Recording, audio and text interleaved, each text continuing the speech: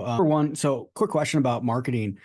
Why can't firms just put up a billboard or run some TV locally or do whatever direct mail they have or run some, some Facebook ads or something like that to get clients? Isn't that like all they need? Or Facebook ads, right? Yeah. YouTube ads, easy. So, yeah, I'm so glad that you think people should be marketing, Keith, because I do too. It's one of the four fundamentals that I think it takes to grow a law firm, which is some marketing investment. And that may be that you're investing your time in relationships within the community, or you're investing in SEO or social leads, but there has to be some investment. The problem is that those investments can very quickly outpace the return on that investment. And so you need to make sure that if you're investing in one of the most expensive to market in industries, that your system is prepared to effectively capture and convert those leads. So I don't want anyone to invest in marketing until they have the system that is going to help them squeeze every lead out of that marketing spend and realize a fantastic return on investment. The good news is that for lawyers, this is typically a very high value service that you're providing. And so if you can convert more of those leads, you'll generate revenue that can be reinvested. And so there's a calculation that needs to be made. And you want to make sure that you are tracking the ROI, the return on your investment. So absolutely invest in marketing, invest in generating leads, but make sure that your system is prepared to effectively capture and convert those leads so you can squeeze the most out of that marketing budget. So it's interesting because I have a lot of customers all over the world and a lot of businesses that are looking for more leads, looking for more customers.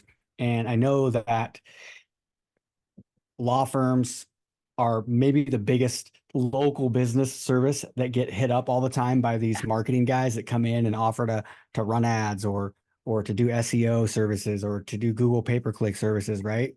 And me knowing I've helped a lot of businesses all over the world with tell better stories and with their marketing and with running ads. And what I found is that whenever there's a local service-based business that gets somebody good to generate leads for them, it never ever works out unless that business already has a really, really high quality system for intaking those leads, for converting those leads into customers. I don't care if it's a dentist, a lawyer, a kind of doctor, a chiropractor. It's unbelievable. If you don't have that in place, I've got some of my students that they want to go out. They're kind of new. They're newer, right? So they want to go out and get a local business. A lot of our customers are they're big international businesses and stuff like that. But like a lot of these guys, they want to go after a local business first because they can walk in the door and they can potentially talk to the owner or the partner. And I tell them, if they don't have a system to convert leads into clients, stay as far away as you can because it'll be your fault, even though it's actually their fault. And you need that. And that's a whole nother level that I'm not teaching people how to do. So that's why I love talking to you, because that's exactly what you guys do, right? And so let me tell you who is driving the costs of local business advertising and marketing. It's the guy who does have the system, because he knows that if he keeps spending up and up and up, he can capture, he can convert, and he's willing to spend it because he knows the return on his investment. And so the only reason we even developed this system is because I was one of those marketing people, and I would see clients be more than willing to pony up the marketing costs, but not effectively have the system in place. And I couldn't sleep at night, because if you're going to spend that kind of money, you're going to generate calls and clicks. But I say it all the time, calls and clicks are not clients. And until there's a client, that's a terrible expense. And marketing should never be an expense. Marketing is an investment. So the people who are driving the costs, who are willing to pay a high premium for that lead, know that they're going to convert. If you don't have that system in place, you can very quickly outspend the value of that client. love it. Love it. The one who can afford the most wins. Yeah, I tell lawyers all the time, they have themselves to blame. They have escalated. And it really is a very interesting business model that Google has, in that it's bidding, because it does favor the people who are most prepared to capture and convert leads.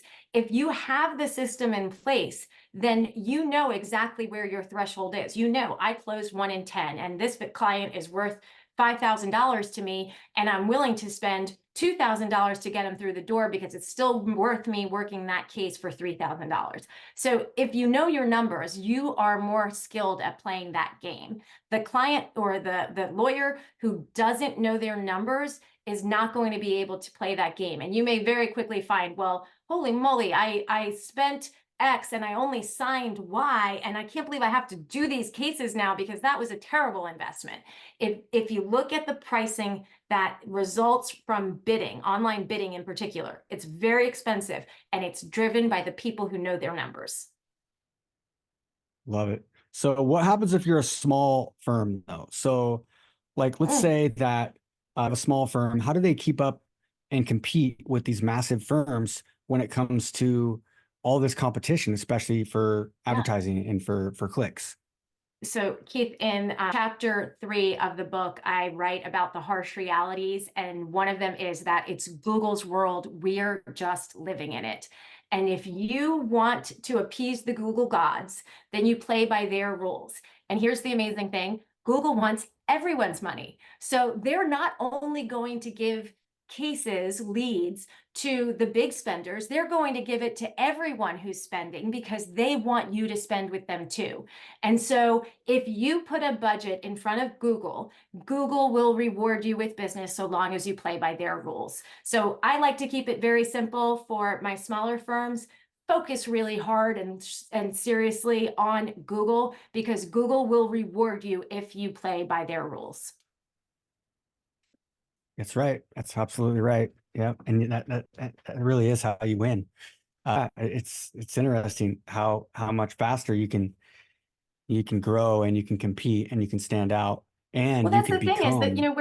wherever you are in the journey, you're saying, I want this. And the plan should be that then I'm withholding that much more to reinvest next month, so that you are scaling up. But in order to do that, you have to get a handle on your numbers, which is another one of those harsh realities. Lawyers just don't know their numbers. And I don't blame them. It's hard to really grapple with all this data if it's decentralized. But one of the amazing things we've built into the law firm growth machine is the centralization of this data, so that you know, this is what I generated, this is what I converted, this is how many clients I have, and now I can make some real decisions on, was the juice worth the squeeze, and how much am I willing to reinvest to play another round. If you look at the law firms that are the big spenders, the big marketing law firms, they've figured that out, and they know exactly how much they're willing to spend, what it will generate, and what they can reinvest to make it even more.